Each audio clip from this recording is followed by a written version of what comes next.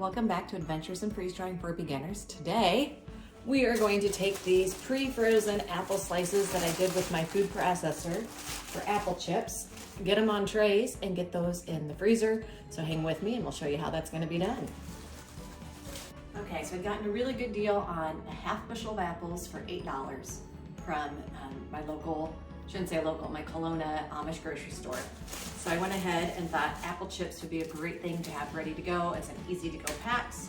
I have pre-frozen these with wax paper in layers. And maybe that wasn't a good idea because it kind of seems to be sticking. Parchment might have been the better idea here because these aren't coming off. So, lesson learned, use parchment, not wax paper, to get these on trays. I think because these are really relatively thin, I'm going to go ahead and make sure that these are layered as well. I will do 2 layers of apple chips. I'm not gonna be afraid if these are touching, these should not expand. And we're gonna get these on trays.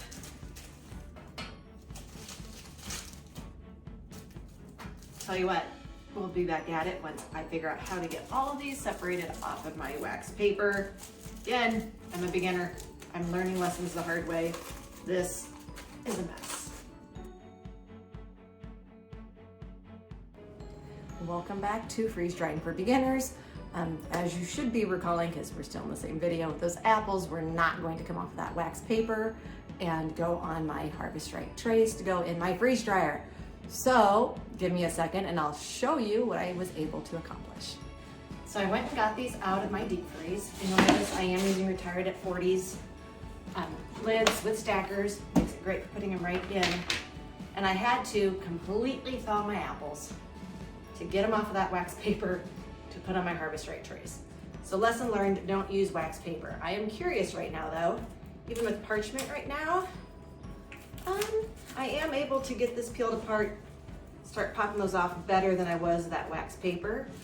And I put these in 3 layers on here, so hopefully 3 layers is okay, and that bottom layer will get freeze dried.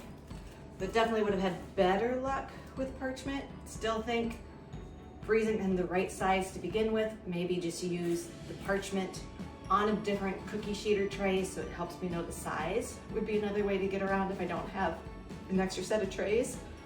Just put that parchment down so you know, don't go off the edges, and then it'll fit on your Harvest Right tray. So that's one bonus to purchasing the pre-cut parchment, is I already know the right size for my trays.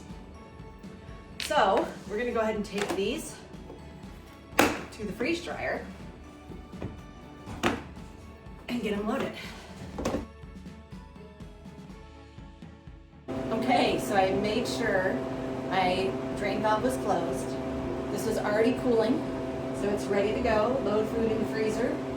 Close drain valve, so I'm gonna take my lids off. You can't freeze dry with the lids on, even though they're not watertight. Don't try to freeze dry with them on.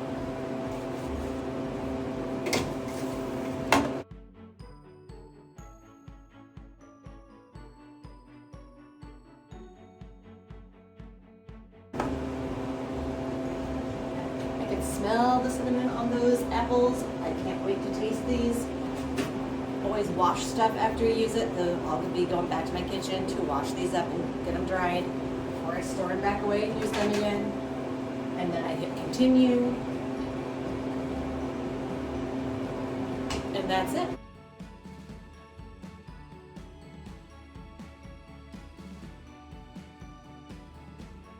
Well, it's been a little over 20 hours since the drying process started.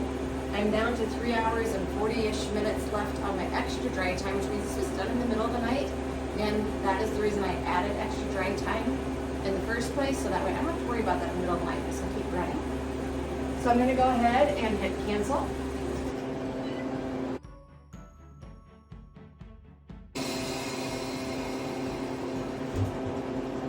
And I'm going to check and see if some of these are done. Don't they look fabulous?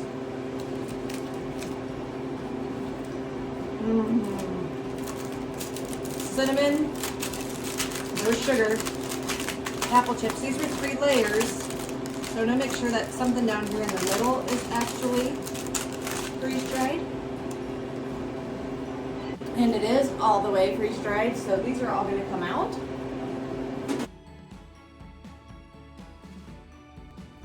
So we're back in the kitchen, and I'm gonna show you a couple of things today. One, if you have bigger mylar bags, these can be great to make 2 bags out of, which with apple chips, you don't always want the whole bag open, but maybe you want all of those with you.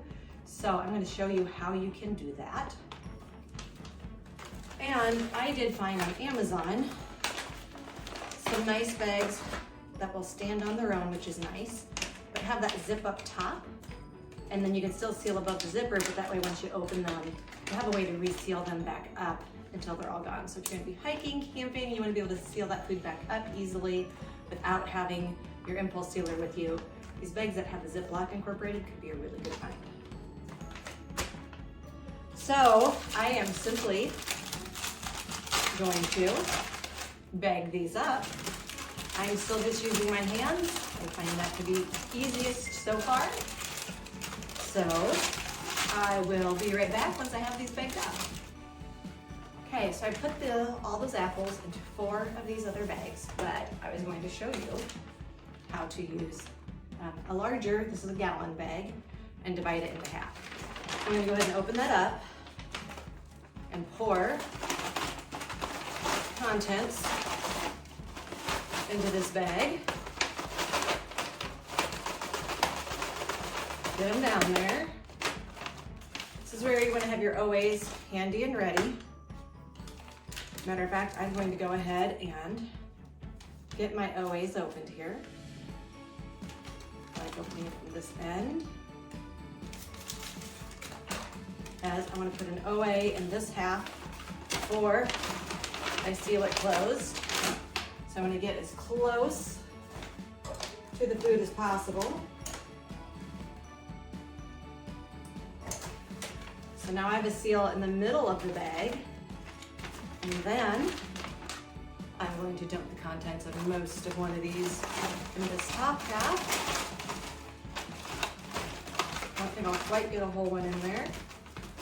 It'll be close, but I don't think the whole one's gonna fit. Shake that down, throw an OA in here. Get that top together. So it's nice and flat. Remember, you don't want any wrinkles in your mylar or you're not getting a seal.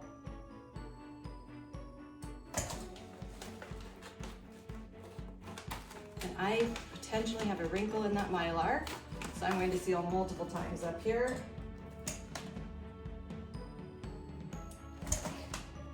And I'll just have to see if this sucks down like it does with the OA or if it doesn't. And if it doesn't, then I'll know I didn't get this top sealed.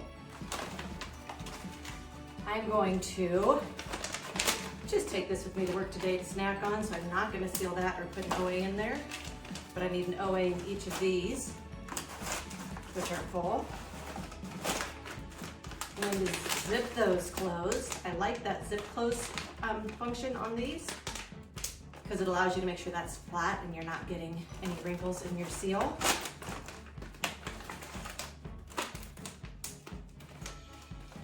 And then just a very quick seal across the top.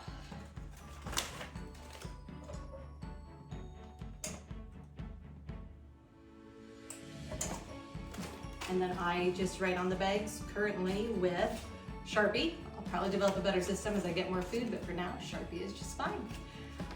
That's it today on Adventures in Freeze Drying for Beginners.